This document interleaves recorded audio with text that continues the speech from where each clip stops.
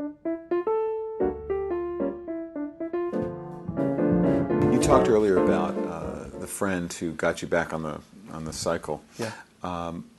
What else have you learned, and do you try to impart to people that you counsel about developing a network of supportive relationships that you need to be successful? Right. I mean, I'm a big believer in this concept of the team, that the most important thing you can do in a startup or any organization is about people. And yes, there's an element of hiring and engaging the team if you're the CEO that works on the team. But I'm a big believer that your team extends far more wide than just the people that are in your organization. And I was really fortunate that I have always had some good mentors, people either officially or unofficially, that I would reach out to and ask for help. For example, I had on the board of my last two companies the former CFO from Bank of America. You're probably thinking, why is this gray-haired guy who was part of this massive organization helping in a startup? Well, it turns out he was a really great guy to think about operational complexities that he had to deal with on a much greater scale that absolutely applied to being a startup. Now, he also tends to be a very exceptional guy who can think about life in a startup. But here was this guy who was the person I would turn to when I wanted a voice on our board of directors that I could use as a sounding board, and someone that we could spend 2 or 3 hours together bouncing ideas off in a very safe way. Because especially as a CEO, it's a very lonely job. It's a lonely job because you've got this whole company of people that are looking to you as the leader, and you don't want to ever, seem like you're not sure or you don't know the answers. You've got a board of directors, typically of investors, that are giving you millions of dollars. The last thing you would do is show up. They don't want to see your doubt. Right, you don't want to show up to them and say, "I don't know what to do." They talk about a career-limiting move. I mean, that's one of them. And so, having a set of people that you can turn to for help, guidance, coaching, and advice is a really, really powerful thing. And building that network, I think, helps you make you much more successful because it's people that you can interact with and share very intimate things. And it's not just, by the way, in professional life. It could be in all areas. I mean, every good athlete has a great coach. I mean, find me an athlete that doesn't have a great coach. Michael Jordan. I mean, the coach of the Bulls, he's legendary. Lance Armstrong had this guy, Chris Carmichael. He's this phenomenal coach. Tiger Woods, he's got his great coaches. Every single athlete has a great coach. So why don't we think about that in our professional lives? Who is your great coach? And having that person as your great coach in my opinion, makes a big difference. The economic news of the day is just continually depressing, and increasingly so. What thoughts do you have about what it's going to take for young entrepreneurs to be successful, given the very challenging economic environment that we're currently facing? Yeah, it's definitely a challenge, clearly. And it sort of depends on the state of where you are in terms of being an entrepreneur. If you're thinking about starting a company now, I'm actually very bullish on starting a company now.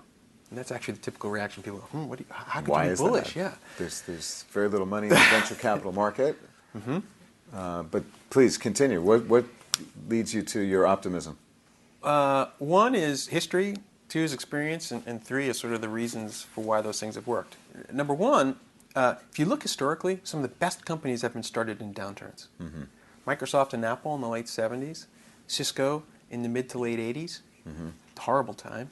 Google really took off after the whole dot-com implosion. And so the question is, why is that a good time to start? Well, what happens when there's a boom time is there's a lot more competition for everything. It starts with capital. If you're trying to raise money, when times are good, if you get funded with a good idea, there's going to be 10 or 20 other companies that get funded to do the same exact thing. When we started Vontu, we started late 2001, it was not a very good time to raise money. And we raised money. There was really no company that got funded until almost 18 months after we were funded to compete with us. And we were already now 18 months ahead. So it's a great time to start because if you can get capital, it's a competitive advantage. Second reason is because it's easier, it's never easy, but it's easier to hire great people because there are fewer great opportunities. So if you have a great opportunity... It's a buyer's market in the labor market. On some level, it's a buyer's market, yeah. It's easier to recruit people out of companies that are unhappy. People are looking for new and exciting things, and so it's easier to hire great people. And then all the other resources around the company, too, are easier. Whether it's simple things like lawyers and PR firms and real estate are less expensive. They're and more hungrier. affordable. Yeah. And then the third thing I'm a big believer is, look, the economy will turn around. It always has, for hundreds and hundreds of years. It might not be in 12 months, it might be in 24 or 36 months. But if you're smart about how you manage it, you're getting in at the beginning of an economic cycle. And now you've got the wind at your back for the next 5 to 10 years of this next cycle to grow the company. And it's way easier to be accelerating your growth when you're taking advantage of an upswing in the economic cycle. So if you're starting for those reasons, I think now is a great time to start. Scary. You got to make sure you love what you're doing, and you're going to have to be ready to deal with a lot of challenges, and it's not going to be easy. But there are actually some benefits to being a startup today that I actually like. We're about to conclude here, and before we do, I wanted to get some thoughts from you about the future. So, two aspects of that. One, your future. What's the next 5-year horizon look like as you're seeing it today? And well, then I'll ask you the other question I had in mind. So, what are you thinking about for the next phase? Still working through it, to be honest. But my inkling is really to focus on a couple of things. One is clearly continue to invest in my personal life and my relationship that I have, and continue to develop and grow that on my personal life.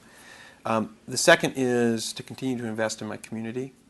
Clearly, staying involved here at Wharton, but also there's a homeless nonprofit that I'm on the board of in San Francisco, focused on mostly homeless women and homeless pregnant women and families, and how do you help them give birth to healthy children and get them into housing, and spending a lot of time on that because poverty is such a big challenge that we face in this country. And then professionally, to be honest, actually trying to be a bit of that coach that I talked about.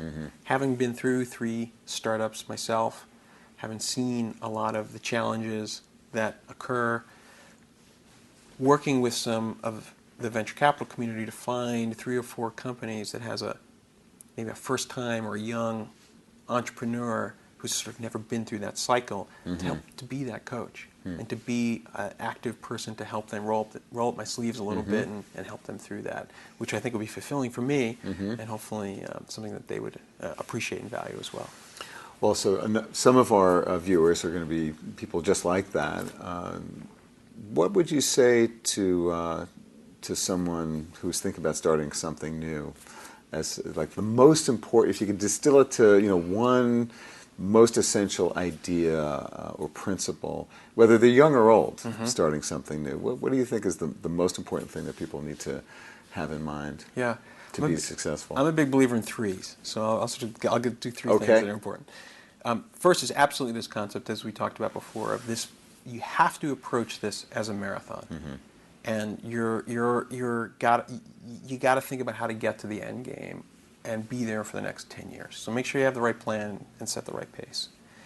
The second one is it's about leadership, and leadership starts with you, and it starts with you having a plan for yourself and then having a plan for what you're trying to do. And my definition of a leader is somebody with followers. And so your job is to figure out how to have the most engaged followers that you can get. And that engagement means thinking about the other things that are important to them. And then the third thing I would add is make sure you love what you're doing. Because it's that passion. If you're doing a startup, when the times get tough, and they always do, if you love it, it's going to get you through that process. So finding that thing that you love to do, and all the things you love to do, and figuring out how to optimize them in your work life and in your personal life and in your community, finding that passion, that love is going to get you through all the really tough things that are going to happen in starting a company. I get asked a lot the question, particularly from young people. Well, what if I don't know what I love? What would you say in response to that question? Don't stop looking for it. You'll know when you find it. And you're not going to find it. I mean, I remember actually when I was interviewing when I was an undergrad, a large corporation, I'm down in whatever the campus recruiting offices are, and the interviewer asked me a question. He said, "Where do you want to be in 10 years?" And I was 22 years old. I was just worried about where I was going to be that night for dinner. I mean, and who I was going to meet for drinks, right? And I said something back to the person, which in a lot of ways was my response back was, I said, "Did you think 10 years ago you'd be sitting here asking me that question?" And in a lot of ways, there's some truth to that, which is it's really hard to know the specifics of where you're going to be 10 years from now. But I think the important thing is to sit down and say, what are the things that matter to me? The big things. What are the 3 or 4 or 5 things that are most important to me? And that'll help you find the things that you love. And you're probably not going to find it right away. But you have to keep searching, and you shouldn't settle. Don't settle. That's probably the other key thing is it's really easy to settle and just say, well, I don't love what I do and I'm stuck. You're never stuck. So just... I get asked a lot the question, particularly from young people, well, what if I don't know what I love? What would you say in response to that question? Don't stop looking for it. You'll know when you find it. And you're not going to find it. I mean, I remember actually when I was interviewing when I was an undergrad, a large corporation, I'm down in whatever the campus recruiting offices are, and the interviewer asked me a question. He said, "Where do you want to be in 10 years?" And I was 22 years old. I was just worried about where I was going to be that night for dinner. I mean, and who I was going to meet for drinks, right? And I said something back to the person, which in a lot of ways was my response back was, I said, "Did you think 10 years ago you'd be sitting here asking me that question?" And in a lot of ways, there's some truth to that, which is it's really hard to know the specifics of where you're going to be 10 years from now. But I think the important thing is to sit down and say, what are the things that matter to me? The big things. What are the 3 or 4 or 5 things that are most important to me? And that'll help you find the things that you love. And you're probably not going to find it right away. But you have to keep searching, and you shouldn't settle. Don't settle. That's probably the other key thing is it's really easy to settle and just say, well, I don't love what I do and I'm stuck. You're never stuck. So just keep looking for it. Don't settle. Try new things and experiment. And eventually you'll find it.